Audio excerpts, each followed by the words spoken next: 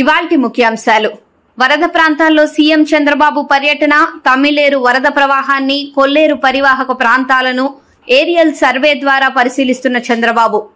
Telangana police 3వ passing out parade, ముఖ్య అతిథిగా సీఎం.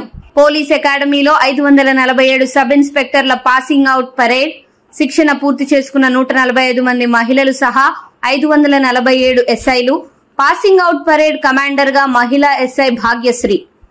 తెలంగాణ సీఎం ను కలిసిన పవన్ కళ్యాణ్. సీఎం సహాయ నిధికి ₹1 కోటి విరాళం అందించిన పవన్ కళ్యాణ్. జూబ్లీహిల్స్ లోని ఆయన నివాసంలో సీఎం ను కలిసి చెక్కు అందజేసిన పవన్ కళ్యాణ్.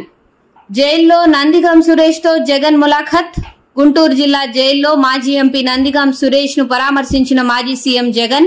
కక్ష సాధింపుతో సురేష్ ను అరెస్ట్ చేశారని జగన్ ఆరోపణ. సెమీకన్ ఇండియా 2024 కార్యక్రమంలో పాల్గొన్న ప్రధాని మోదీ. సెమీ కండక్టర్ల ఉత్పత్తి కోసం పలు చర్యలు తీసుకుంటున్నామని వ్యాఖ్య.